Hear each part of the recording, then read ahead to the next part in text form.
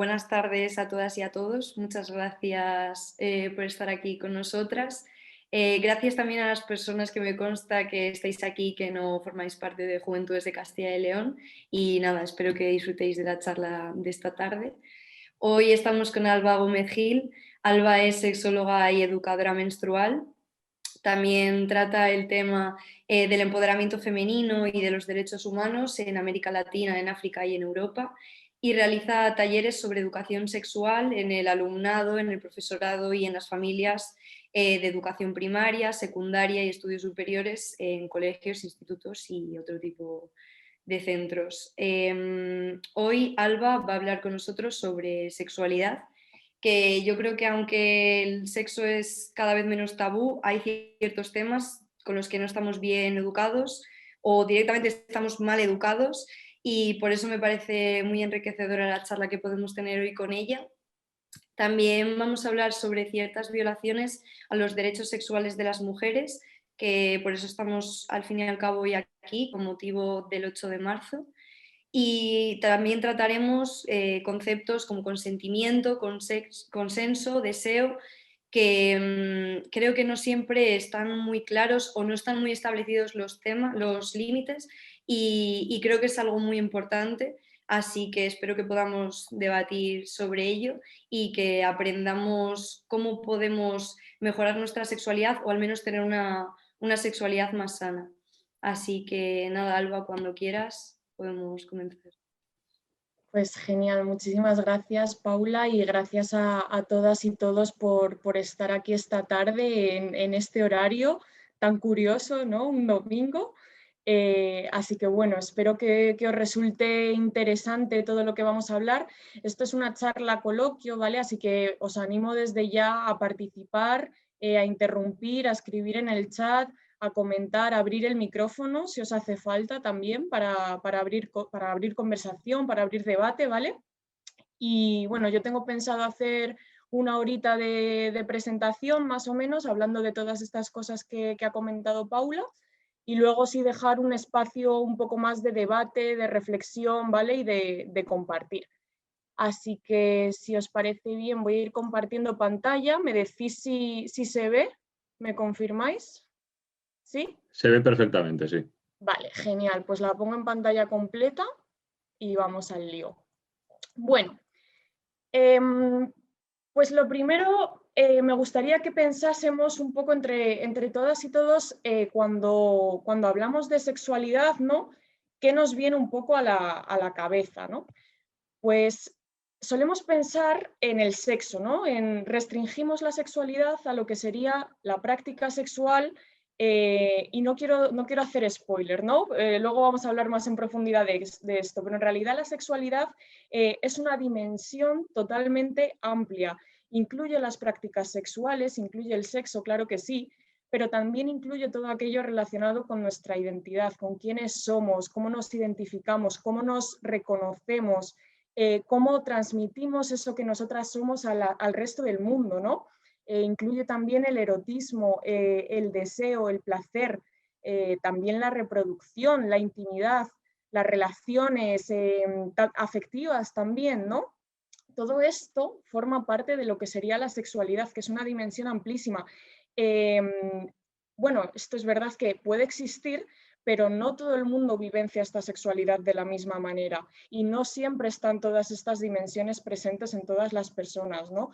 Por eso es muy, muy importante que de base podamos hacer una distinción entre lo que sería nuestro sexo biológico, ¿vale? Según el cual pues, nos identificaríamos pues, o como hembras o como machos, ¿no? Esto viene determinado por una serie de condiciones biológicas, entre ellas pues, los cromosomas, las hormonas, ¿no? Si somos XX somos hembras, si somos XY somos varones, somos machos. Y luego hay otras personas que no tienen a lo mejor este tipo de conformación cromosómica, a lo mejor tenemos XXX, XXY, ¿vale? Que serían las personas intersexuales. No sé si a lo mejor este término resulta novedoso a alguna de vosotras. Bueno, las personas intersexuales se caracterizan por tener una genitalidad diversa, ¿vale? Que no se suele corresponder con lo que entendemos generalmente como el pene o como la vulva. es importante conocer esto porque hay un 1% de personas intersexuales en el mundo. O sea, para que os hagáis a la idea, hay tantas personas intersexuales como personas pelirrojas, ¿vale? Que no se corresponde, no quiere decir que, bueno, ya me entendéis. Entonces, importante diferenciar entre este sexo biológico, nuestra identidad de género, ¿vale? Que como sabéis puede ser cisgénero cuando mi sexo biológico se corresponde con la identidad de género que me asignan al nacer, es decir, seré una persona cis si yo, por ejemplo, nazco con vulva, me identifican como niña y yo estoy de acuerdo con esta identidad. Seré una persona trans si yo a lo mejor nazco con vulva, me identifican como niña, pero yo en ese reafirmar mi identidad no me identifico como niña, sino como niño, ¿no? Yo seré un niño trans, ¿vale? Hay otras identidades de género que no se corresponden, que se salen un poco de ese binarismo, ¿vale? Que son las identidades queer. Son identidades que o bien no se encuadran ni en lo masculino ni en lo femenino, o van fluyendo entre ambos géneros, entre el ser hombre y el ser mujer, entre no ser ninguna de estas dos cosas, ¿vale? Y a día de hoy, bueno, pues hay países que ya están empezando a contemplar estas identidades incluso en formularios oficiales, ¿no? Donde tú tienes que decir, identificarte pues, como hombre, como mujer, como queer, como otro, ¿no? Bueno, y esto es importante porque es un rasgo de nuestra sexualidad esencial porque demuestra quiénes nosotras somos, cómo nos identificamos. Y luego estaría cómo, hacia quién proyectamos nuestro deseo, todo lo relacionado con la orientación sexual, ¿vale? Hay muchas, como sabéis, si me identifico con un género y me gustan las personas del género opuesto, es decir, si yo soy mujer y me gustan los hombres, seré heterosexual. Si me gustan personas de mi mismo género, seré homosexual, lesbiana en el caso de mujeres, gay en el caso de los hombres. Si me gustan personas de ambos géneros, bisexual. Si no siento atracción sexual, o al menos no lo hago en todas las circunstancias, seré una persona asexual. Y en el caso de que sienta atracción sexual por personas, independientemente de su género, de cómo expresan ese género, de cualquier otra condición, me consideraré pansexual en mi orientación sexual. Vale, esto a lo mejor ya lo conocemos, pero muchas veces se nos olvida de que hace parte de esa sexualidad, ¿no? Pues simplemente quería traer que cuando pensamos en sexualidad estamos hablando de todas estas dimensiones. ¿Y qué pasa cuando nos dicen piensa en sexo? Así, una foto. Pues a lo mejor se nos ha venido una foto como esta, es decir, una relación heterosexual con dos personas con rasgos occidentales, dos personas blancas, con cuerpos normativos, ¿no? Esto es habitual, porque estos son los mensajes que nos llegan, estas son las relaciones que entendemos como sexuales. Bien, pues en realidad cuando hablamos de sexo estamos hablando de cosas de lo más diversas, ¿no? Estamos hablando de prácticas sexuales que implican nuestro cuerpo entero como órgano sexual, ¿no? La piel, las masturbaciones, las caricias, los besos, los abrazos, las felaciones. Hay un sinfín de prácticas sexuales que podrían venirnos a la mente cuando pensamos en sexo y sin embargo muchas veces nos vamos a la típica relación heterosexual de penetración, ¿vale? Entonces, esto creo que también es importante que nosotras hagamos un ejercicio de autocrítica, de revisión, para ampliar un poco ese imaginario en el que nos movemos. Y cuando pensamos en órganos sexuales, bueno, pues cuando pensamos en órganos sexuales, lo habitual es que pensemos o en penes o en vulvas. Digo vulvas, ¿vale? Para también hacer la diferencia. La vagina es el canal que se encuentra en el interior, ¿vale? La vulva es, digamos, el órgano genital externo que está compuesto por el monte de Venus, ¿vale? El pubis, los labios internos, externos, el capuchón del clítoris que recubre el clítoris, ¿vale? Esto sería toda la vulva. Y a veces pensamos en los pechos también como órganos sexuales, ¿no? Y si, por ejemplo, os pido pensar en el órgano sexual más grande, Y aquí, claro, surgen risas a veces, ¿no? Depende de quién, ¿no? Bueno, ¿y si os pido pensar en el órgano sexual más importante? A lo mejor os surge la pregunta, ¿para qué, no? ¿Y el órgano sexual que solo sirve para el placer? Bueno, pues el órgano sexual más grande es la piel, ¿vale? Fijaos que os he preguntado órganos sexuales, en ningún momento he dicho órganos genitales. Los genitales son los que hemos visto en las fotografías anteriores, pene, vulva, pechos. Hay personas que los consideran genitales, otras personas no, ¿vale? Pero bueno, lo podríamos incluir en ese saco. Y sin embargo, nuestro órgano sexual más grande es la piel. Tenemos la capacidad de recibir estímulos, placer por todos los poros de nuestro cuerpo, ¿vale? Entonces, tenemos que empezar también a desgenitalizar esa sexualidad, a pensar que la sexualidad no está solo en lo genital, sino que tenemos un cuerpo potencialmente placentero, ¿vale? Y esto es súper poderoso. El órgano sexual más importante, dicen que es el cerebro. A mí personalmente me parece, bueno, yo diría que la piel es casi más importante que el cerebro. Es verdad que el cerebro es el que transmite, o sea, el que recoge toda esa información, todos esos estímulos que le llegan de la piel, ¿no? Los transforma, los reconoce y genera esas sensaciones que nosotras pues al final reconocemos como placer, ¿no? Bueno, yo creo que todo lo que hay cosas que pasan por el cuerpo que a veces no llegan a todas las zonas del cerebro, ¿no? Pero bueno, para que pensemos que el órgano que tiene que estar ahí, ¿no? Que es de lo más importante que hay. Y luego, pues ese órgano que nos sirve para dar placer, para recibir placer, que es el clítoris, ¿vale? El clítoris es mucho más de lo que se ve por fuera. No sé si veis mi puntero, pero bueno, en la imagen en la que se ve, digamos, toda la vulva, el clítoris estaría localizado en esta parte superior. Lo que vemos es solamente el glande del clítoris, estaría recubierto por el prepucio del clítoris o también llamado capuchón del clítoris, ¿vale? Pero en realidad el clítoris por dentro es toda esta estructura de aproximadamente unos 12 centímetros de longitud y recubierto por la friolera de 8.000 terminaciones nerviosas. Para que os hagáis a la idea, si un clítoris está recubierto de 8.000 terminaciones nerviosas, un pene tiene alrededor de entre 2.000 y 3.000.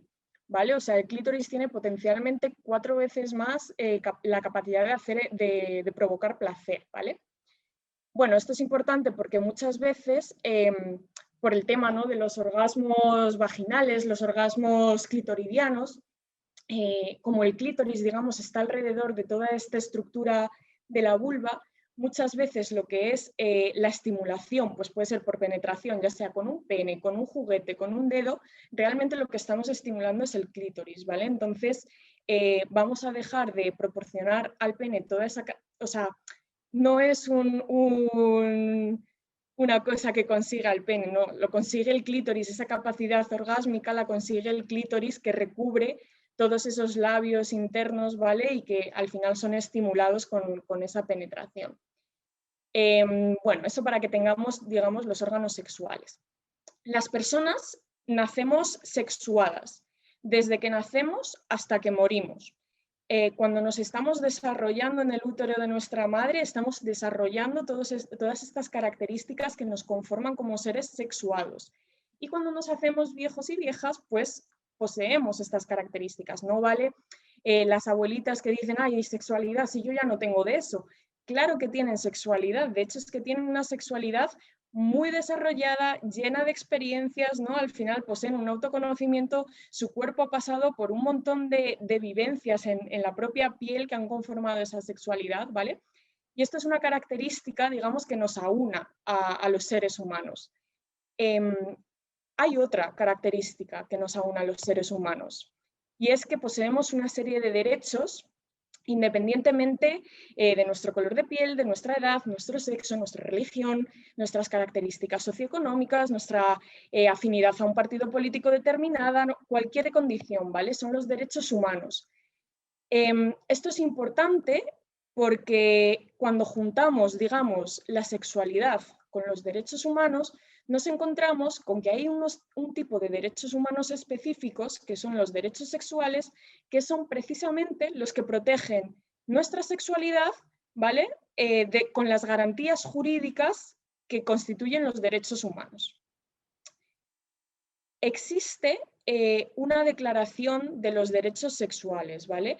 Tiene cierto truco, porque bueno, no sé si alguna o alguno por aquí estudiáis derecho o sois abogados, pero como sabéis, las declaraciones son instrumentos jurídicos internacionales que no poseen un carácter vinculante. ¿Qué quiere decir esto? Que no obligan jurídicamente a los estados. Por ejemplo, tenemos la Convención para la Eliminación de toda forma de discriminación contra la mujer, la CEDAW, por sus siglas en inglés. No sé si la conoceréis. Esta convención sí que tiene carácter vinculante, es decir, todos los estados que la firman y la ratifican son jurídicamente obligados a hacer valer, a cumplir los derechos que hay en esa convención. Sin embargo, pues, por ejemplo, la Declaración Universal de los Derechos Humanos no posee esta característica porque su estatus como instrumento jurídico es menor. Bueno, pues esto ocurre con la Declaración de los Derechos Sexuales, que no tiene ese estatus jurídico vinculante, por lo tanto, los estados que firman esta declaración no están jurídicamente obligados.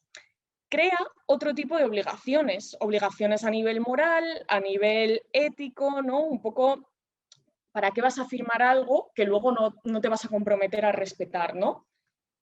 Bueno, a ver, habría muchas razones, pero bueno, también es cierto que una vez que los estados se comprometen a firmar este tipo de declaraciones, van incluyendo el contenido de la declaración en otros instrumentos jurídicos internos que a lo mejor ya sí que tienen carácter vinculante, ¿no? Una ley o un decreto, un real decreto, ¿vale? Y se va, digamos, normativizando todo lo contenido en la declaración.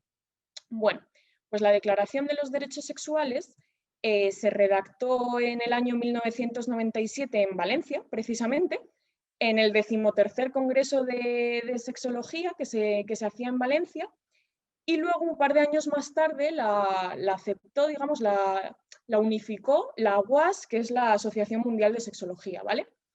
Al principio eran 11 derechos y luego en el 2014 se ampliaron para llegar a ser 16. Si les estáis echando un vistazo, pues veréis que todos, o sea, como que parece una declaración de derechos civiles y políticos, económicos, sociales y culturales, ¿no? Muchos, digamos, que se repiten, pero tenemos que recordar que estamos hablando de todos estos derechos extrapolados al ámbito de la sexualidad, ¿vale? Entonces, pues por ejemplo, cuando hablamos del derecho a la autonomía e integridad del cuerpo, tenemos que pensar en todo ese cuerpo como algo sexuado, ¿no? Cuando pensamos en el derecho a la privacidad, tenemos que pensar en una privacidad que englobe nuestra sexualidad, ¿vale? Pues por ejemplo, una historia clínica puede tener que ver con esta declaración, ¿vale? Luego, si queréis, podemos comentar los derechos más en profundidad. Pero bueno, uno que me parece bastante relevante es el 10º, el derecho a la educación y el derecho a la educación integral de la sexualidad. Esto es importante porque no se ve satisfecho este derecho, es más, muchas veces se ve vulnerado, ¿vale? Bueno, hay vulneraciones de todo tipo. Aparte de no tener la suficiente información, que digamos que este es a lo mejor el problema de base para poder combatir todas estas cuestiones. Y aquí quería compartir una anécdota. Bueno, como ha adelantado Paula, yo he trabajado desde hace varios años, trabajo en proyectos de empoderamiento femenino, tanto en América Latina como en África. Me acuerdo en Guinea-Bissau hace unos años que trabajábamos con el Comité Nacional para el Abandono de Prácticas Nefastas Tradicionales. Es una organización pública que se encarga de combatir la mutilación genital femenina, el matrimonio infantil y forzado, la violencia de género, bueno, todas las, digamos, las violencias sexuales y no sexuales hacia las mujeres y las niñas, ¿vale? Entonces estaba yo hablando con la presidenta de este comité que, bueno, Fatoumata Diaw Baldé es una mujer fula cuya etnia practica la mutilación genital femenina, ¿no? Fatoumata siempre cuenta que Fatoumata es una mujer superviviente de mutilación genital y ella siempre, bueno, si no conocéis cómo funciona la mutilación genital, consiste básicamente en la escisión, el corte del clítoris, en ocasiones también de los labios internos y externos, y en ocasiones se realiza lo que se llama infibulación, que consiste en estrechar la apertura vaginal cosiéndola, ¿vale? Bueno, con fines no médicos, ¿vale? Con fines que se dicen culturales, pero para mi ver son patriarcales, ¿vale? Porque subyace, digamos, un interés de que el marido de la mujer pues, obtenga un mayor placer, de que ella se mantenga casta hasta el matrimonio. Bueno, os podéis imaginar que luego eso, cuando en la noche de bodas se abre, es una auténtica carnicería, es una auténtica aberración. El caso es que estaba yo pues, hablando con esta mujer y ella siempre dice que la diferencia entre ella y su madre es que ella pudo obtener una educación, aprender a leer y escribir, y gracias a eso pudo informarse, conocer sobre los derechos, conocer testimonios de otras mujeres en otros países, poder hacer activismo, ¿no? Y gracias a eso ella no mutiló a sus hijas, se volvió una activista contra la mutilación genital. Bueno, y a día de hoy, de hecho, es una práctica que se ha prohibido a nivel legal en Guinea-Bissau desde el año 2011, gracias principalmente a ella y a otras mujeres que han entrado en la lucha, ¿no? Y la base es que han podido recibir una educación. Entonces, qué importante para todas las demás vulneraciones de derechos que se producen es garantizar ese derecho número 10 a recibir una educación sexual integral de calidad, ¿no? Que nos garantice pues, ese derecho a obtener placer, a ser dueñas de nuestro propio cuerpo, a tener esa autonomía sobre él, a mantenerlo íntegro, a ser soberanas sobre nuestro cuerpo, ¿no? Bueno, pues esta es una anécdota. Como veis, vulneraciones de derechos es que no hace falta ni cerrar los ojos, que se nos pueden ocurrir millones de historias. Como sabéis, pues todos los abusos y agresiones sexuales que sufren las mujeres. Desde el año 2003 ya van más de 1000 asesinadas. Y sabemos que esta es solamente, digamos, la máxima expresión de la violencia, pero hay muchas violencias que no contamos, que todavía se pasan por alto y que, bueno, qué mejor que este fin de semana y que esta semana, ¿no? Para darle un poco de voz y de visibilidad a todos estos casos. Bueno, pues como os habéis dado cuenta, el género es uno de los mayores condicionantes en la vulneración de nuestros derechos sexuales. Esto no es casualidad, se llama cis-heteropatriarcado y ocurre así. A día de hoy todavía las mujeres, incluso todo aquello que se asocia a lo femenino, sigue encontrándose en una posición de inferioridad respecto al poder que acumulan los hombres. Y bueno, y debido a esa posición, los hombres se siguen pensando que pueden ejercer cierto control, cierta dominación en varias esferas, y particularmente una de las esferas que más afectadas se ve es la esfera de todo lo sexual. Por eso muchas de las violencias machistas son violencias sexuales también, ¿vale? Todo lo que tiene que ver con lo sexual, con nuestra sexualidad, luego nos afecta, digamos, la vivencia de esas violencias nos afecta de manera muy profunda, de manera muy severa, porque nuestro cuerpo tiene memoria, porque lo que pasa por nuestro cuerpo lo integramos como parte de nuestra vivencia, ¿vale? Llegamos incluso a integrarlo como parte de nuestra identidad. Hay veces que tenemos que hacer trabajazos para, digamos, como para darle la vuelta y como para pensar que a lo mejor una violación que hemos sufrido, un abuso, una agresión, para pensar que no nos define, porque nos llegamos a considerar solo mujer violada, mujer abusada, ¿vale? Cuando realmente somos mucho más que eso y eso no nos conforma nuestra identidad, ¿vale? Es como si se anulara nuestra capacidad de autoidentificarnos cuando sufrimos alguna violencia de tipo sexual. Eso es por el poder que tiene, digamos, nuestro cuerpo de recibir toda esa información, ¿vale? De enviarla a nuestro cerebro y de que nos atraviese, ¿vale? Entonces, bueno, esto no es ninguna casualidad y tiene ese nombre y apellidos.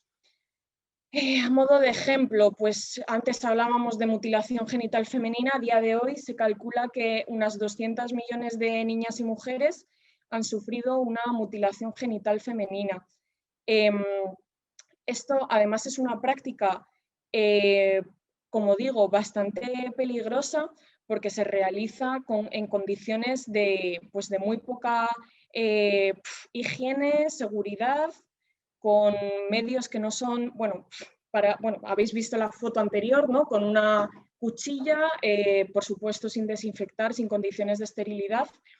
Me acuerdo que otro personaje, el vicepresidente de esta organización que os contaba antes, de Guinea-Bissau, me contaba que desde que se prohibió la práctica en el 2011, en muchas comunidades rurales que se seguía realizando la práctica, en vez de hacer los típicos rituales que hacían antes, ¿no? En el que las mujeres se vestían a las niñas con trajes como si fuese un acto de celebración, como ahora ya estaba penado por ley y no se puede hacer, lo que hacen es practicarlo cuando la niña es más pequeña, cuando es bebé y todavía no puede hablar porque no va a contar su experiencia, y lo practican en el momento en el que le van a agujerear las orejas.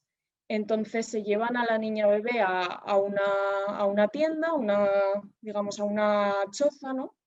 Y aparte de agujerear las orejas, pues practican la mutilación. Entonces, si alguien de la comunidad oye el llanto de ese bebé, va a pensar bueno, que lo que le están haciendo realmente es agujerear las orejas y no mutilarla.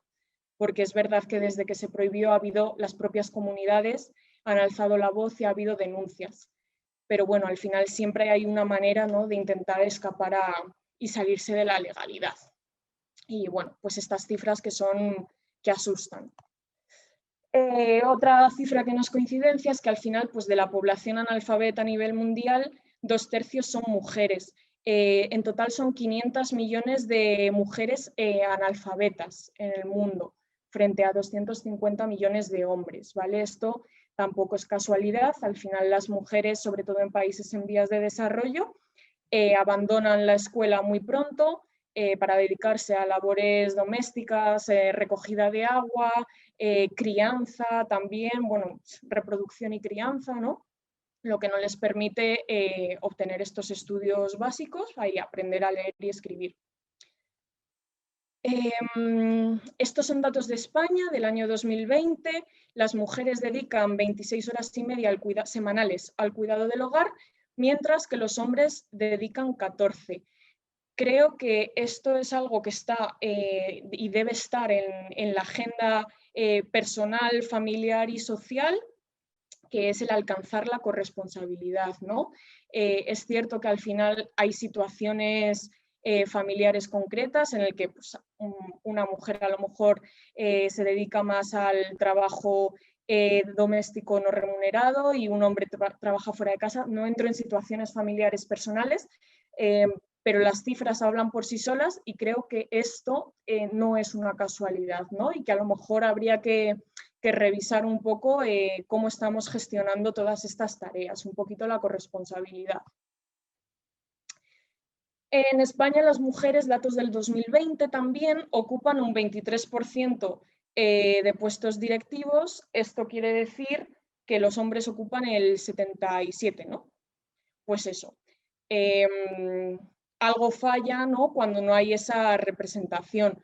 Me hacía gracia, hacía poco leía también un informe de la Organización de Naciones Unidas que con motivo del 25 aniversario de la conferencia de Beijing, que bueno, fue en 1995 y cuando se marcó un poco, digamos, toda la agenda política de empoderamiento de la mujer para lograr la igualdad de género y tal, se fijaban unas metas y en este 25 aniversario se hacía como un repaso de de los logros que se habían conseguido, ¿no?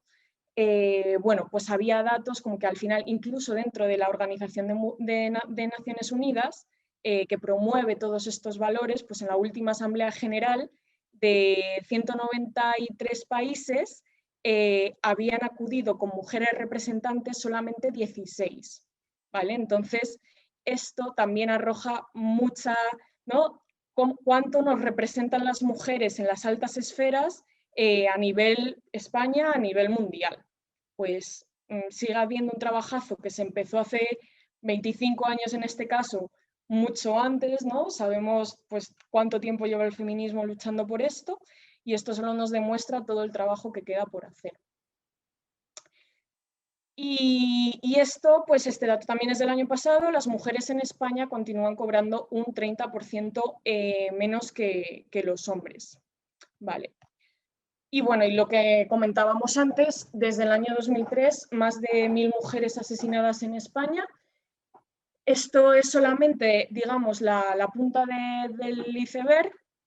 El asesinato es al final la expresión, la máxima expresión de la violencia. Pero si nos vamos a otros datos, pues como agresiones sexuales, abusos, bueno, trastornos al final psicológicos que se generan por situaciones de maltrato, o incluso bajamos al nivel de los micromachismos, bueno, que es un término que no sé lo de micro porque no se ven, pero realmente son machismos en toda regla, ¿no? Pues habría muchísimos más. Entonces, bueno, creo que estos datos, la enseñanza que nos transmiten es que queda muchísimo por hacer en todo este tema. Vale, voy a dejar de compartir la pantalla un segundo porque me gustaría, esto es la primera vez que lo voy a hacer por Zoom, a ver qué pasa. Me gustaría que salieran 2 personas voluntarias. Si es un poco raro hacer una dinámica por Zoom, yo estoy cagada, ¿sabes? O sea, no sé cómo va a salir esto, pero venga, no me dejéis mal. De verdad, venga, no. 2 personas, por favor. Venga, yo. Venga, Elena y Venga, otra yo persona. mismo. ¿Quién? Si nadie quiere, yo mismo, venga. Juan Alonso, genial. Venga. Pues nada, Elena, Juan, bueno, muchas gracias. Vamos a hacer un roleplay, ¿vale? O sea, una especie de teatrillo aquí por Zoom. Entonces, os voy a plantear una situación, ¿vale? Como ¿no? Una escena y la vais a tener que representar. Juan, ¿estudias o trabajas? Estudio. Estudias, ¿qué estudias? Derecho y Ciencias Políticas. Derecho y Ciencias Políticas. ¿Cuál es la asignatura que menos te gusta del universo? Administrativo, yo creo. Derecho administrativo, genial. Yo también hice un año de Derecho y no me gustaba nada administrativo. Vale, pues Juan, la situación es la siguiente. No. ¿Tú, Elena, qué estudias? Yo estoy opositando. Tú estás opositando. Me vienes genial. Me vienes genial. Vale, lo siento, Juan, es que Elena me viene mejor para esto. Elena, tienes el último examen de la oposición el lunes. O sea, estamos a viernes y tienes el último examen de la oposición el lunes. Lo llevas de culo y cuesta abajo porque, bueno, has estado a tope, pero no te ha dado la vida. Además, estás trabajando para poder pagar el alquiler, para ayudar a tu familia. Vas fatal. Bueno, entre Elena y Juan, ahí están conociéndose y tal, y están en este momento así como muy tonto, ¿no? De enamoramiento, de esta burbuja y esto. Y bueno, pues resulta que Juan justo este fin de semana, tiene la casa sola. Es el único fin de semana que Juan tiene la casa sola porque Juan vive con sus padres, con sus compañeros de piso. Claro, yo soy de Canarias y estoy en Salamanca, así que compañeros de piso. Pues vive con sus compañeros de piso que siempre están en casa y este fin de semana todos se van fuera a ver a sus familias, ¿sabes? Entonces, Juan, tú tienes que aprovechar esta oportunidad, o sea, quieres invitar a Elena a dormir, le estás preparando una sorpresa que te cagas, o sea, una cosa así súper romántica y tal, y Elena, pues tú tienes el examen en el que te juegas la oposición el lunes, ¿vale? Entonces, pues nada, os dejo ahora que abráis los micros y que Juan, tú verás, y Elena, tú verás, cuando queráis. Empieza tú, Juan, que me tienes que invitar. O sea, yo hablo ya directamente con Elena, entonces, ¿no? Ujú. Vale. Claro, es que ni la veo, entonces me hace más difícil, entonces, a ver. Eh, pues nada, Elena, que tengo la casa sola este finde, por si te quieres venir algún día y te puedes quedar a dormir, o yo qué sé, cuando mejor te venga. Es que Pues tengo sí el que- examen el lunes y ya sabes que voy fatal, no puedo. Pero ¿qué examen es? El examen de las oposiciones, es que me juego mi carrera, me juego todo, no puedo. ¿Y cómo lo llevas? Mal, muy mal. ¿Seguro? Sí. Bueno, bueno. Juan, el único fin de semana del año y estás preparando una sorpresa. O sea, ¿le puedo decir que tengo una sorpresa o eso no? Sí, sí, puedes. Ah, Vamos, tú usa tus armas para convencerla. bueno, bueno. Pues nada. eh, pues nada, no sé, Elena, yo creo que, a ver, si tan mal lo llevas, ¿en serio? Sí, la verdad es que estoy bastante agobiada, lo llevo bastante mal. Bueno. Y no sé, igual un descansito el fin de semana. Bueno, no sé. No Me sé. tiene que convencer mucho el plan para hacer un Es que tengo descansito. una sorpresa. ¿Me Y tienes una sorpresa? creo que podemos pasarlo bien si viene. Vale, Bueno, vale, Además, vale. tengo una casa sola que mis compañeros nunca se van. Y bueno, por si querías aprovechar. bueno, me lo pienso. Vale. Yo os aplaudo un montón porque lo habéis hecho súper bien. Bravo, bravo, bravo. Vale, pues antes de daros feedback sobre esto que acaba de pasar, vamos a ver un vídeo, ¿vale? Voy a compartir pantalla y me decís si ¿lo veis? Sí, ¿Sí? Decidme si lo escucháis. ¿Se escucha bien? No, no, yo no digo nada. A ver. ¿No se oye? Edu, no. mira a ver si... Sí, A no, ver, no, Edu, no se oye. ¿no se oye? Edu, si te paso el enlace o si te lo paso por el chat, ¿tú lo puedes lo puedes compartir tú la pantalla? Supongo que sí, A ver si... pero no sé si... Porque los dos somos coanfitriones, por lo Mm, tanto, no sé yo si se va a escuchar igualmente. Vale, bueno, es que sin sonido es un poco así. A ver si es cosa de mi ordenador, lo voy a intentar otra vez. ¿Tienes puesto el sonido del ordenador? Sí, sí, yo lo oigo. A ver. ¿No? No se No. oye. ¿Lo vas a poner todo seguido o vas a hacer algún corte? No, era todo seguido. Pues como lo único que se me ocurre es que yo mismo lo pongo el mismo vídeo y que se oiga desde el móvil mismamente, desde mi micro, Bueno, pero pero no eso sé lo cómo puedo... va a sonar. Vale, lo Claro, hago pues así. hazlo tú. Me parece, va a sonar a lo mejor un poco cutre, pero bueno, Vale, venga, pues siento los fallos del directo, lo hacemos rápidamente así. A ver, es este, son 2 minutos 52, voy a poner el mismo, que si no pongo el mismo no tiene sentido. A ver. eso sí, ponlo, intenta ponerlo lo más sincronizado posible. Claro, claro, estoy en ello, a ver si... Es que veo que hay varios, a ver si puedo coger, si no, el enlace. A ver, consentimiento y taza de té.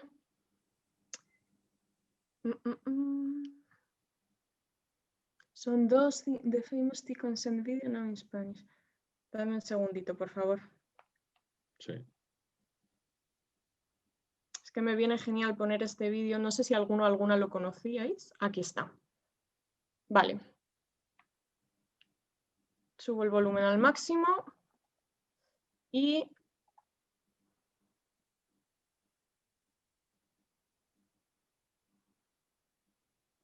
Vale.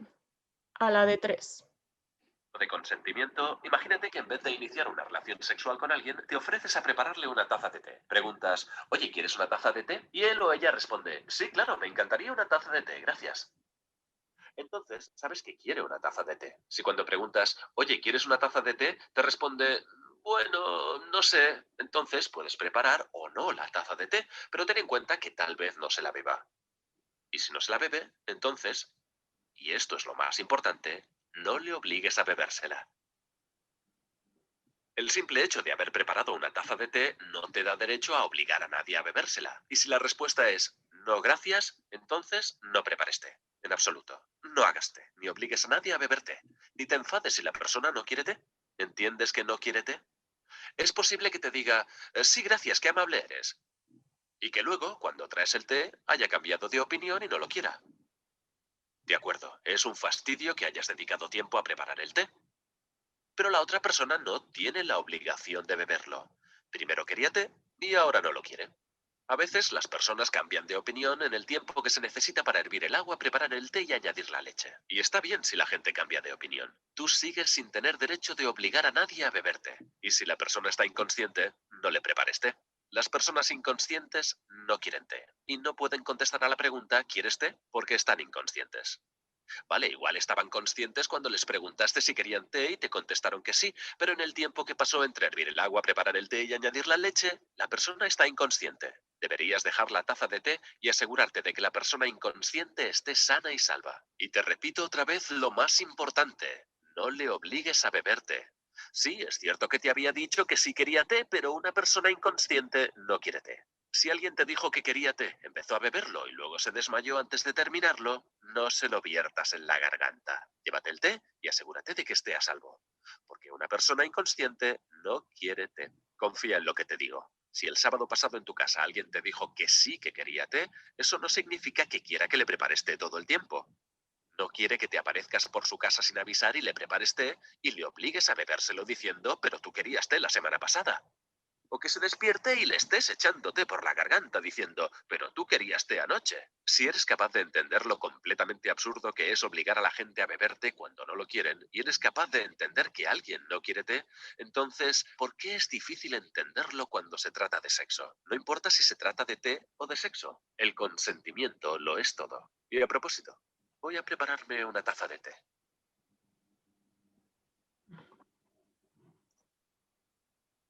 Bueno, pues este vídeo que se ve como súper claro, ¿no? Que me parece una metáfora genial para hablar del consentimiento, es un poco, podríamos también extrapolarlo un poco a esta conversación. O sea, yo he hecho de abogada del diablo y os he metido caña para que, pues para Juan, para que insistieras, Elena, como para que te lo repensaras, ¿no? Pero es que es verdad que en estas situaciones cotidianas muchas veces nos cuesta aceptar el no. Es decir, reivindicamos el no es no y muchas veces con estas pequeñas situaciones, ¿no? No somos capaces de aceptar ese no. ¿Por qué? Porque muchas veces nos sentimos rechazados. No sé, Juan, a lo mejor te ha pasado de decir, jo, pero si es que es una súper oportunidad, o sea, y le gusto, y ella me gusta a mí, ¿no? ¿Y por qué no? Que vemos rechazo cuando lo que hay es una responsabilidad de Elena por presentarse a esas oposiciones, ¿vale? ¿Y qué es lo que acaba ocurriendo al final? Pues que Elena acaba consintiendo. Esto quiere decir que Elena, bueno, voy a ir compartiendo otra vez la otra pantalla, porque así voy enlazando con lo siguiente que viene. Esto quiere decir que Elena deseara irse a casa de Juan. Pues posiblemente no lo deseara, porque realmente lo que ella desea es estudiar y aprobar la puñetera oposición que su tiempo y su esfuerzo le está costando, ¿no? Entonces, por eso, cuando hablamos de consentimiento, a mí me parece importante hablar de otros términos al mismo tiempo. El consentimiento, por supuesto que es importante, pero, por ejemplo, si alguien nos estuviera poniendo una pistola en la cabeza y nos obligase a hacer algo, consentiríamos por razones de supervivencia, por salvar nuestra vida, pues a lo mejor sí, ¿no? Y que el consentir no significa que deseemos eso que va a tener lugar, ¿vale? Entonces, por eso me parece muy importante. Y luego, cuando estamos hablando de relaciones con una pareja o parejas, con varias personas, con quien queramos, también me parece muy importante introducir el concepto de consenso, ¿vale? De llegar a tomar decisiones en las que todas las personas se sientan a gusto, todas las personas se sientan oídas, sientan que han podido expresar sus deseos, sus preferencias, sus miedos, sus inseguridades, y que en base a todos, a este compartir, consensuemos qué es lo que va a ocurrir, qué es lo que podemos realizar y qué es lo que no. Estos conceptos son totalmente dinámicos, ¿vale? No son estáticos, lo que ocurría en el vídeo del té. El hecho de que yo ayer te dijera que sí, no significa que mañana te vaya a decir que sí también. Es más, el hecho de que te haya dicho que sí hace 5 segundos, no significa que dentro de 3 segundos te vaya a decir que sí, ¿vale? Por eso es importante también cuando tenemos una relación con alguien afectiva, sexual, asegurarnos de que ese consentimiento se va renovando, ¿vale? No pasa nada, tenemos como muy en nuestro imaginario la comunicación en el plano sexual la tenemos como muy poco, está muy olvidada o está como muy poco valorada, cuando nada más lejos de la realidad, ¿no? Qué bonito es tener la confianza con una persona como para poder ir preguntándole, oye, ¿por aquí voy bien? ¿O te está molando esto? ¿O estás bien? ¿Te sientes bien? Eso es maravilloso, ¿no? Y el problema es que no tenemos referentes que eroticen este tipo de situaciones, ¿vale?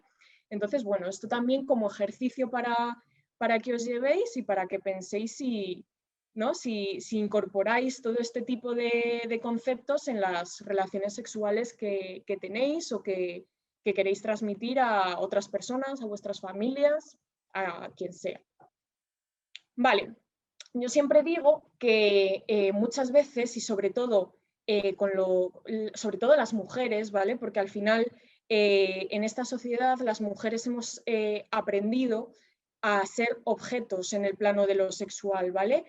Objetos que sirven para satisfacer al hombre, para complacer, ¿vale? Entonces yo siempre digo que hay que cambiar este complacer por hacer las cosas con placer, ¿vale? Que tenemos que querernos más, tenemos que priorizarnos, tenemos que pensar primero, sobre todo mujeres, en este propio placer, ¿vale? Para luego poder dar a los demás, pero cosas que nos den placer a nosotras también.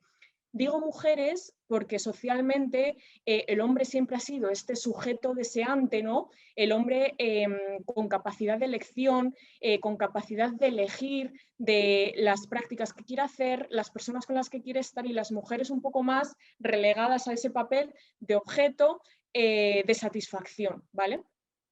Por eso he dicho, en realidad creo que tanto hombres como mujeres como otros, estaría guay fomentar ese egoísmo positivo que se llama, y de pensar primero en qué nos gusta a nosotras para luego, si eso, poder complacer al resto, pero hacerlo con placer, desde el placer.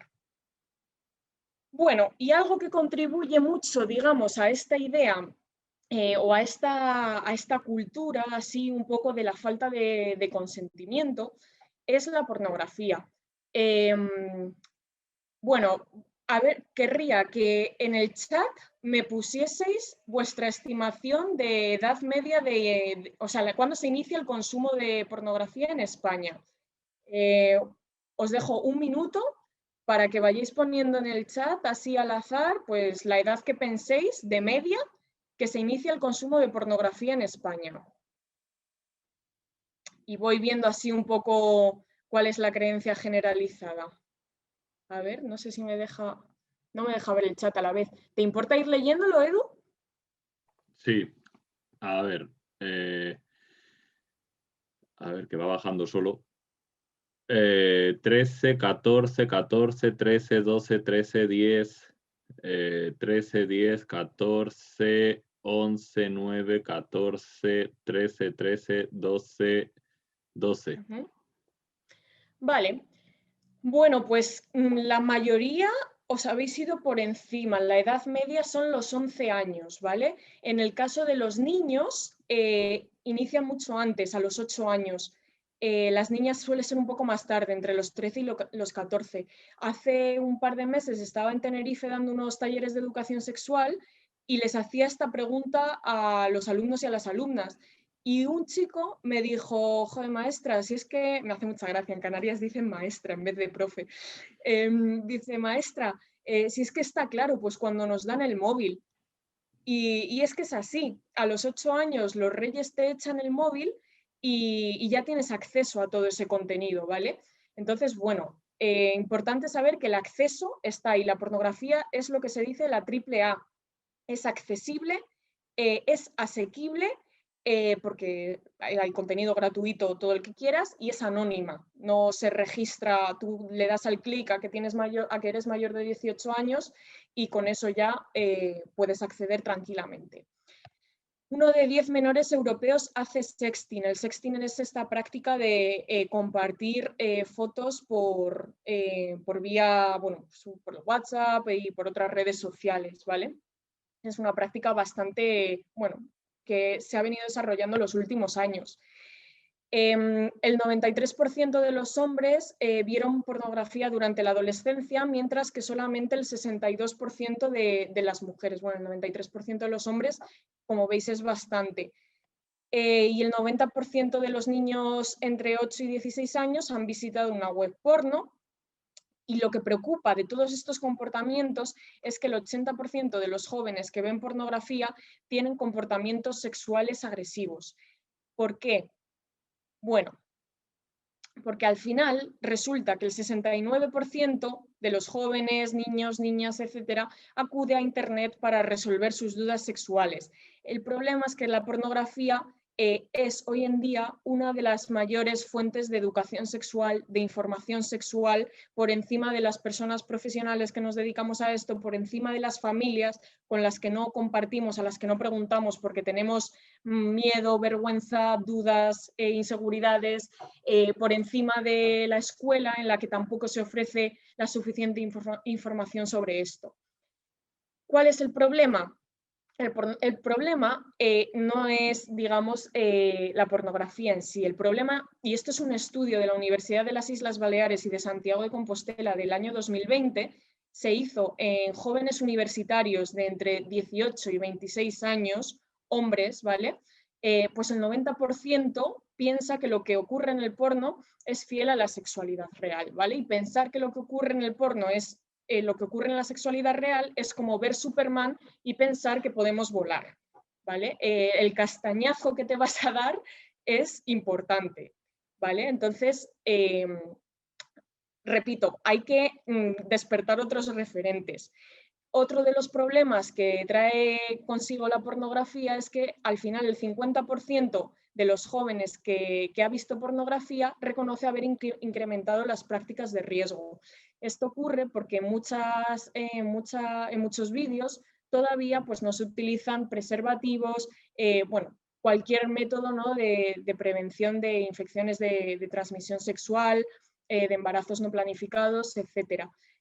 Esto, si lo pensamos, ocurre en la pornografía, pero si lo extrapolamos, digamos, a otro plano, ocurre en las comedias, o sea, en las comedias románticas, en pocas, ahora mismo es que no se me ocurre ninguna, tenemos ese referente de una pareja heterosexual, por supuesto, poniéndose el preservativo, ¿no? O sea, ¿cómo queremos que los jóvenes y las jóvenes reproduzcan prácticas positivas en su sexualidad si no tienen referentes? Pero no los encuentran en la pornografía y no los encuentran en las películas tampoco, ¿vale?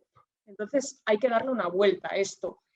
Preocupa que al final muchas de las búsquedas que se realizan tienen que ver con la violación más de nuestro repertorio de prácticas sexuales, ¿vale? El problema es que la pornografía se consigue ese consenso y muchas veces se reproducen situaciones que no desea la otra, en este caso suele ser la mujer, ¿no? ¿Esto qué lleva? Pues lleva a que las mujeres millennials no son las capacidades necesarias como para tomar decisiones respecto a la sexualidad y a prácticas sexuales, porque son cosas que no corresponden a esa edad. Como sabéis, la pornografía infantil es un delito y aún así constituye un 20% del total, ¿vale? Pues esto al final son cosas que contribuyen a alimentar ese imaginario, ¿no? Esa cultura de la violación que normaliza toda la violencia sexual, al que están sometidas mujeres y niñas y que sin embargo pocas denuncian, porque al final, bueno, vemos como dato que de todas las violaciones que existen se denuncian pues 1 de cada 6, ¿vale? Que al final la violación o el asesinato es, como decíamos antes, la puntita del iceberg, pero es que sin embargo hay otras millones de cosas pues, que podríamos decir, los tocamientos, las fotos íntimas sin permiso, normalizar el miedo, los piropos, que es algo que está súper normalizado y que es súper desagradable, el resto de micromachismos, ¿no? Y eso también bueno, fomenta, digamos, esta cultura de la violación, ¿vale? ¿Por qué continúa existiendo esto? Bueno, pues al final la pornografía es un negocio que genera anualmente más de 97.000 millones de dólares, ¿vale? Cada año se descargan más de 230 millones de aplicaciones porno.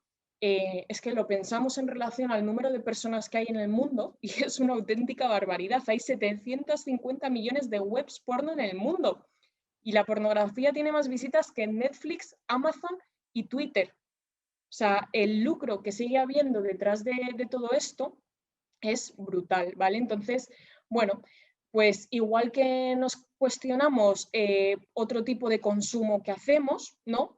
Creo que es muy importante saber qué consumo se hace de la pornografía.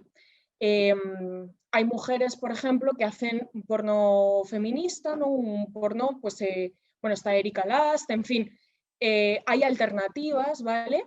Y creo que lo importante de todo esto, como en todo, no es la prohibición, sino la mirada crítica. Educar, sobre todo, muy importante, a los jóvenes, y bueno, niños, niñas, jóvenes, adolescentes, para que sepan distinguir estas situaciones cuando las vean. Porque al final, como todo, la pornografía está ahí, ¿no?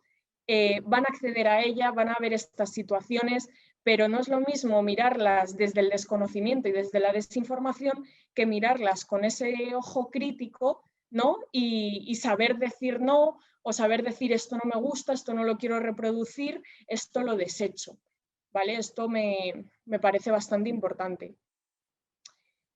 Y yo me pregunto que si no existiese la pornografía, ¿qué nos gustaría, ¿no? ¿Cuáles serían nuestras fantasías? Es muy guay porque hay entre hombres y mujeres, como los hombres consumen más pornografía, los hombres van perdiendo, digamos, esa capacidad creativa de imaginar fantasías y de imaginar fantasías que no hayan visto nunca, ¿no? Las mujeres, sin embargo, somos menos consumidoras de porno en cifras, en porcentajes, y mantenemos un poco viva esa llama del imaginar, del recrear, de pensar en situaciones, ¿no? De fantasear, que al final es algo súper sano, ¿no? Porque no deja de estar activando nuestro ente creador, creativo y bueno. Entonces, sí, a mí esta pregunta me mola para reflexionar, pues eso, si no existiese la pornografía, ¿qué nos gustaría y qué tipo de relaciones sexuales elegiríamos? Bueno, pues lo pensáis y ya me mandáis un email si alguna tiene interés de compartirlo, porque a mí me encantaría debatir, o lo hablamos luego cuando abramos los micros. Vale, y otra cosa que me parece muy importante y que no se ve reflejado, bueno, por supuesto en la pornografía, pero ya saliéndome un poco del monotema, digamos, en cualquier medio al alcance de niños, niñas, jóvenes, es el tema de las masculinidades.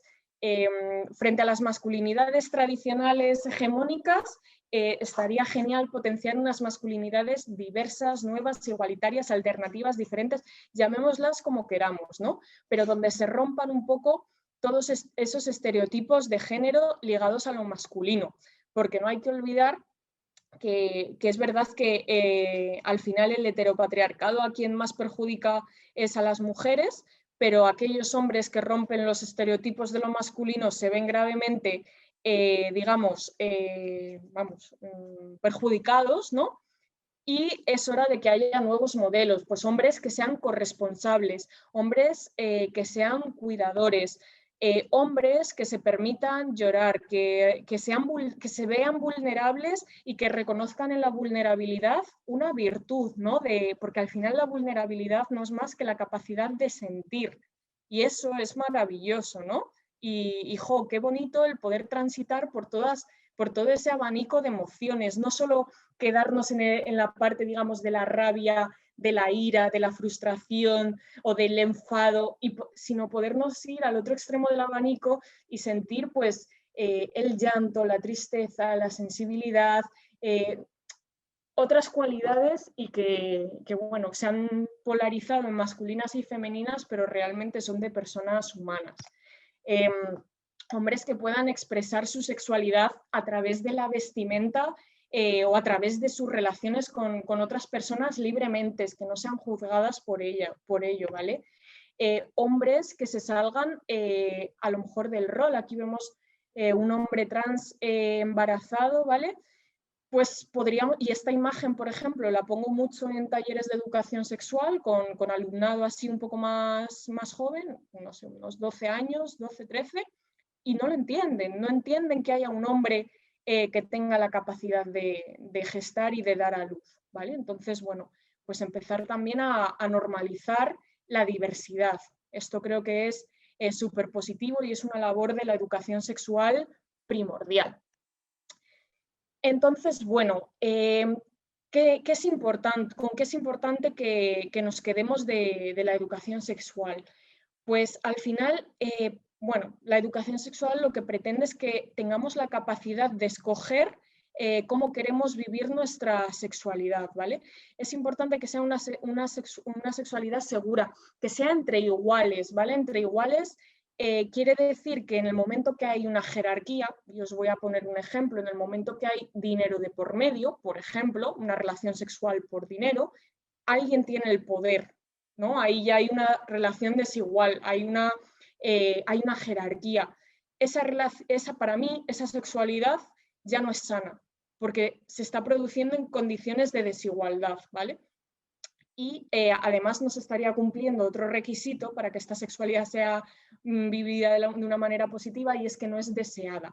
Una cosa es que sea consentida, como hemos visto, y otra que realmente lo desees. Entonces, como he dicho antes, el consentimiento es muy importante, pero creo que más allá de eso debemos plantearnos cómo es ese deseo. Y así un poco para concluir y para recapitular todo lo que hemos estado hablando, me parece súper importante que la educación sexual sea integral. Antes decía Paula en la presentación que algunas y algunos pues no habíamos recibido educación sexual, o bueno, pues es que cuando no recibimos educación sexual, estamos recibiendo educación sexual, pero de la mala, ¿no? O sea, el no hacer educación sexual está convirtiendo a lo sexual en un tabú, en algo que no se nombra, en algo que no tiene un espacio, ¿vale? Que sigue lleno de vergüenzas, de miedos, de inseguridades. Entonces, es importante hablar. Y para hablar hay que conocer, hay que informarse. Digo que sea integral porque tiene que estar en todas las áreas, ¿vale? Tiene que ir mucho más allá de lo genital, por supuesto. La sexualidad tiene que entenderse como esa dimensión global de la que hablábamos al principio. Por otro lado, yo no concibo una educación sexual que no sea feminista, que no tenga perspectiva de género, ¿vale? Porque todo, al final, bueno, arrastramos pues unos condicionantes cis heteropatriarcales que maman pues de un pasado histórico, de una sociedad judeocristiana que arrastra, pues digamos, muchos dogmas, muchos condicionantes morales, ¿no? Que quieras que no, son muchos años y al final pues acaban condicionando, nos condicionan tanto a nivel individual como a nivel colectivo, ¿no? En lo que es ese imaginario. La educación sexual tiene que estar basada en los derechos humanos y en los derechos sexuales. Y esto es súper importante porque los derechos humanos es lo único que es universal. Mis derechos humanos son igual aquí que en Guinea-Bissau, que en Indonesia, que en Canadá, ¿vale? Es digamos, la fundamentación irrebatible, que nadie nos puede rebatir. ¿Por qué digo esto? Pues bueno, hay cositas, ¿no? Como, bueno, pues pines parentales y otro tipo de cuestiones en las que pues pensamos que la educación sexual se basa en ideas, en ideas morales, en ideas éticas, en ideas ligadas a un partido determinado, en ideas ligadas a una concepción de la realidad determinada, en ideas ligadas a unos valores.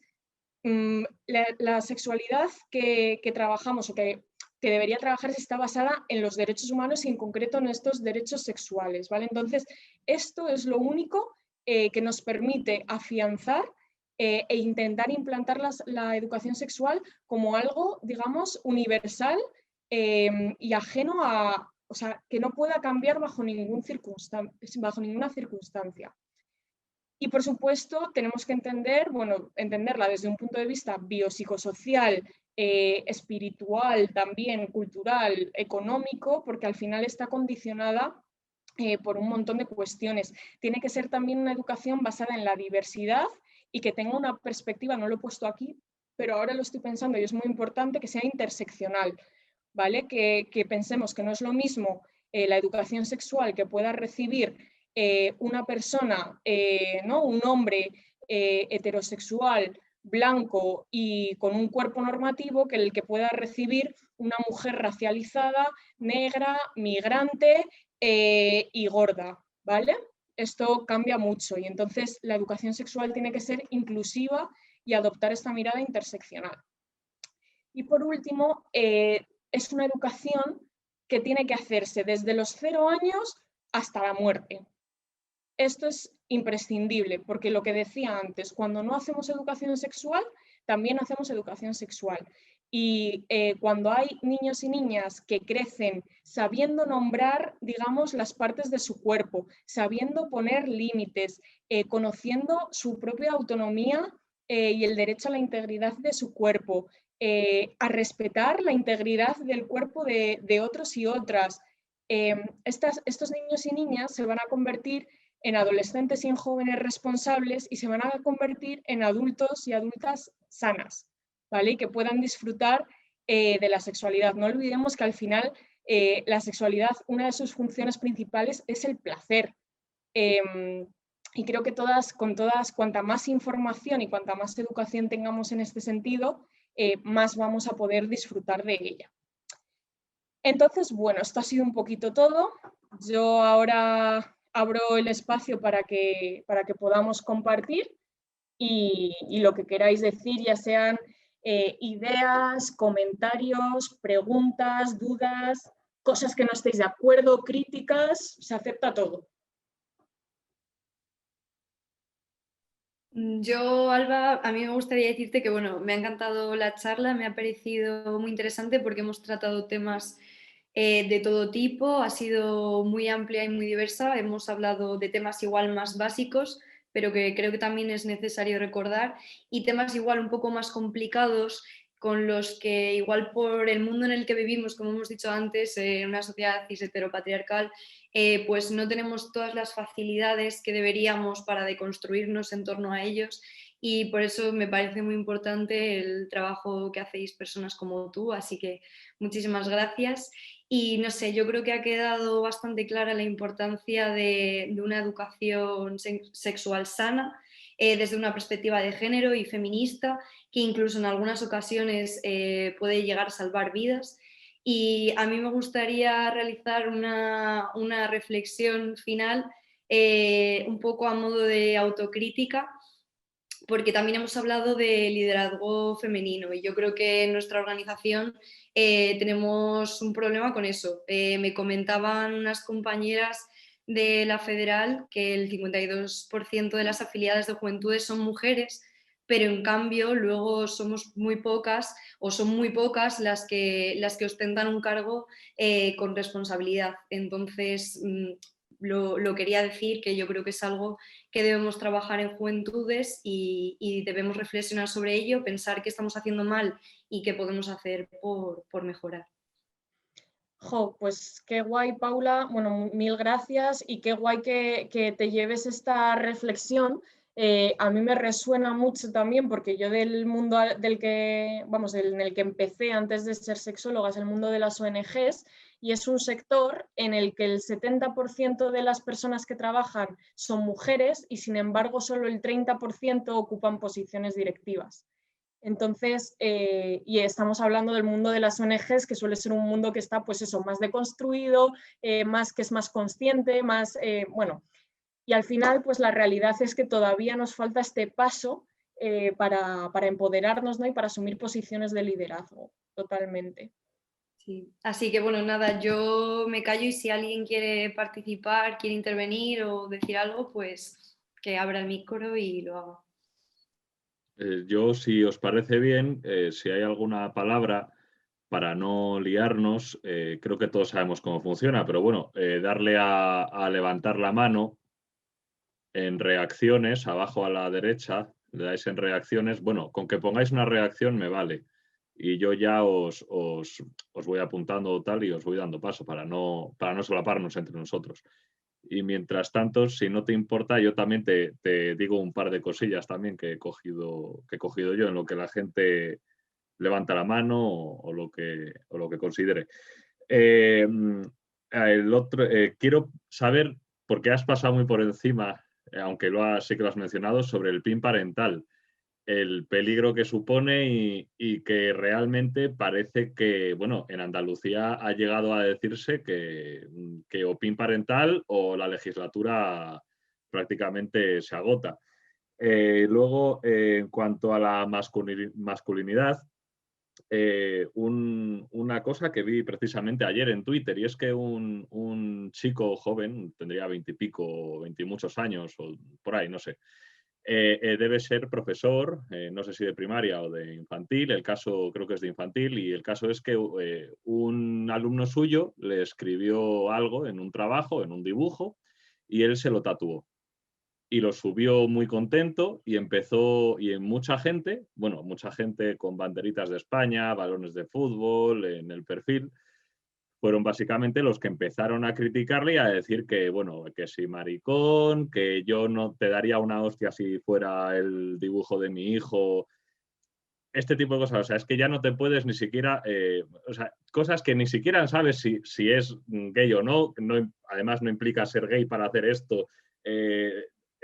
Simplemente es algo tan absurdo, pero que duele, porque duele y choca, y probablemente a este chico le habrá dejado, hombre, espero que no mucho, porque probablemente sea un tío fuerte, pero bueno, que tiene que chocar mucho. Y luego, lo último, respecto a los cuerpos normativos que también has nombrado, y es que me hace gracia esto de los cuerpos normativos, porque son la norma, pero no son la realidad, porque básicamente la mitad de los españoles son obesos.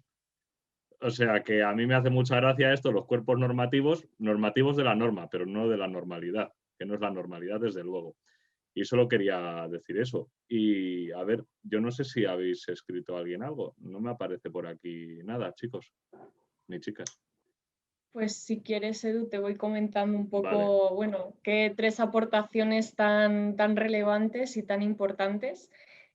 Sobre la primera del PIN parental, a mí es que me genera mucha indignación, ¿no? Porque al final se sigue asociando la educación sexual con una mentalidad determinada, ¿no?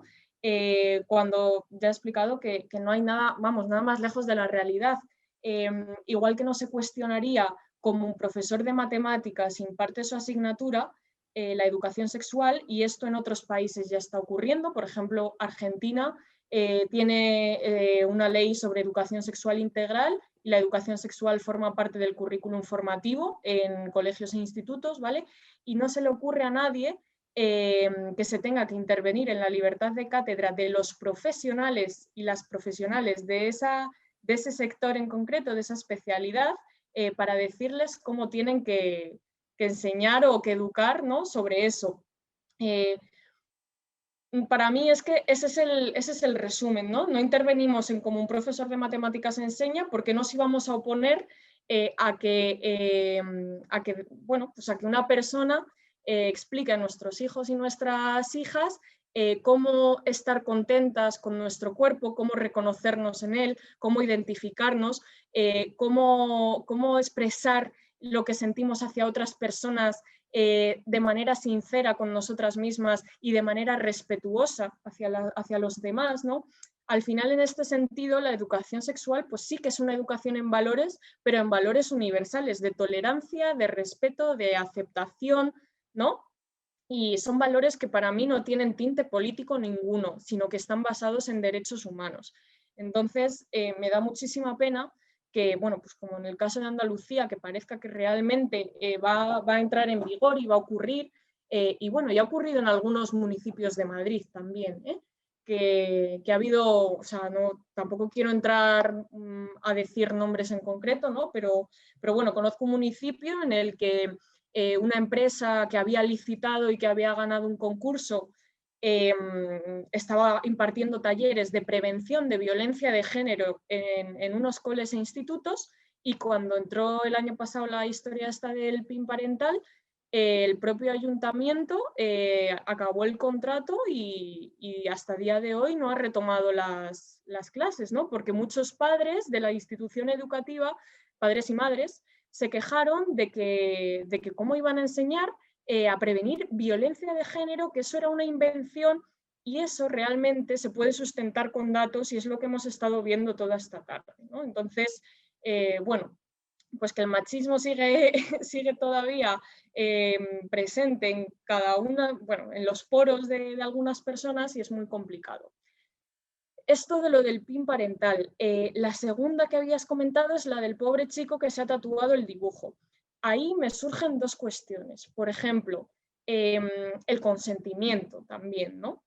O sea, evidentemente, imaginaos, hay, no sé, supongo que todas y todos tendréis Instagram, ¿no? Hay algunas cuentas de personas que son artistas que hacen dibujos y que en la parte de arriba en la descripción se ponen no coger para tatuajes, prohibido usar para tatuajes, prohibido usar para logos, para publicidad. A estas personas, si queremos usar sus imágenes, les pediríamos un consentimiento. ¿Por qué no le vamos a pedir consentimiento a ese niño para tatuarnos en la piel su dibujo? A lo mejor Bueno, suena un poco en loco, este caso pero la madre, según parece, estaba encantada, según dijo él. qué No sé si genial. se lo dijo antes o después de hacerlo, pero vamos, en este caso parece que la madre decía que estaba encantada. Y genial, solo como apunte, que a veces también me pasa, ¿no? Como que pienso que tratamos a los niños y niñas como les infantilizamos demasiado cuando muchas veces son grandes maestros y maestras bueno, que nos transmiten grandes enseñanzas, ¿no? Respecto a los comentarios que le hicieron a este muchacho, pues evidentemente parten de la ignorancia y de la desinformación, porque ¿qué tendrá que ver la orientación sexual de una persona respecto a un tatuaje? Y más aún, cómo la orientación sexual de una persona se puede convertir en un insulto, ¿no? Esto es, una vez más, el desprecio que existe hacia todo lo que no cumple, o sea, hacia lo masculino que no cumple con su rol masculino de fuerte, poderoso. Bueno, pues esto demuestra que queda todavía mucho trabajo por hacer en ese sentido. Y la última que me habías comentado, ¿cuál era? Que se me ha olvidado. La del cuerpo normativo. Bueno, la has clavado, claro, totalmente. El cuerpo normativo, que por supuesto no es el cuerpo normal, y tú lo has dicho. Si la mitad de la población española padece sobrepeso, ¿cuál es la normalidad o la normatividad? ¿Cuál es esa norma? ¿No? Bueno, al final se usa normativo porque, digamos, en los medios y toda la publicidad que recibimos, todas las imágenes, lo que más se ve o lo que vende es ese tipo de cuerpo. Creo que esto sí que es algo que poquito a poco va cambiando, pero bueno, lo mismo, tenemos necesidad de referentes y de que esa diversidad en todos los sentidos, corporal, respecto a orientación sexual, respecto a identidades de género, respecto a diversidad funcional, ¿no? O sea, ¿cuántas personas en silla de ruedas hacen un anuncio? ¿Cuántas personas con parálisis cerebral? ¿Cuántas personas amputadas? ¿No? Porque te aseguro que, bueno, pues que una persona amputada puede ir también al supermercado a comprar tomate frito y no va a salir en el anuncio de los tomates fritos, por ejemplo. Entonces, mucho trabajo que queda. Pues a ver si alguien se anima. Venga, Bueno, que alguien se anime. me animo yo, no sé si para cerrar, porque creo que no ha pedido nadie la palabra, pero bueno, al menos sí por agradecer en primer lugar a Paula por el trabajo que ha hecho para poder desarrollar esta charla y por supuesto a Alba por estar aquí. Yo creo que hablando de un tema interesante, además de una forma amena y distendida, como solemos hacer en Juventudes, aunque sea a través de las pantallas por la situación que hay, sobre un tema que es muy, muy importante. Mañana se cumple un año de unas manifestaciones que algunos han culpado prácticamente como el epicentro del coronavirus. Ya habéis visto que también hay unos cuantos que están bastante nerviosos con la posibilidad de que se puedan repetir manifestaciones o con el mero hecho de que podamos celebrar actos como el que estamos celebrando, pues hablando de una cuestión que es capital y que creo que tiene que ser transversal, muy especialmente para nuestra organización como es la igualdad, y además hacerlo desde una perspectiva con temas que suelen ser tabú, que no se suelen hablar o que al menos no se suelen hablar en este tipo de actos políticos. Así que nada, yo simplemente quería agradecerte de verdad la charla por haberlo hecho de una forma tan amena. Creo que hemos pasado un buen rato y como ya me ha dicho alguno por WhatsApp, a ver si lo repetimos, pero ojalá sea pronto presencial. Porque será buena señal, lo primero porque se ha acabado esto y lo segundo porque es un tema que yo creo que en el que merece la pena profundizar. Así que nada, simplemente ese apunte por mi parte. Muchas gracias. Nada, gracias Fran por la invitación y me parece súper importante que desde las juventudes, ¿no? de partidos políticos pues esto sea una prioridad, ¿no? Creo que al final en nuestra generación está el cambio, ¿no? El poder proponer, el poder impulsar proyectos, impulsar cosas nuevas, ¿no? El no rendirnos. Porque es que la verdad soy muy romántica para esto, pero es que creo que vale la pena, ¿no? Y creo que ha habido tantas mujeres, tantas personas que han luchado por esto antes, que nos han dejado un legado y una vía de acción, y me parece que nuestra responsabilidad y nuestro compromiso debe ser continuarla. Así que bueno, la verdad que es un placerazo estar aquí. Encantada, y cada vez que, cuando queráis contar conmigo volveré porque ha sido muy bonito estar aquí. Pues sí, Alba, yo ya te quería ya para terminar dar las gracias otra vez. Yo creo que ha sido muy enriquecedor para todos y estoy segura de que todos hemos aprendido algo, algunos más u otros menos, pero seguro que todos nos hemos llevado alguna lección que nos ayude a vivir nuestra sexualidad de manera más sana, y que además es algo que no nos aporta solo un beneficio personal o en pareja, sino que creo que también es algo que es un paso más hacia un mundo más igualitario, y te quiero dar las gracias por eso, porque tu trabajo pues ayuda a ello, a ese objetivo, así que muchísimas gracias, y muchísimas gracias a todos también por estar aquí. A vosotras, de verdad. Pues nada, si nadie tiene nada más que añadir, si queréis vamos cerrando. Pues genial, nada, muchísimas gracias a todas, a descansar y a seguir reivindicando. Pues sí, muchísimas gracias, Alba. Gracias a vosotras, un placer.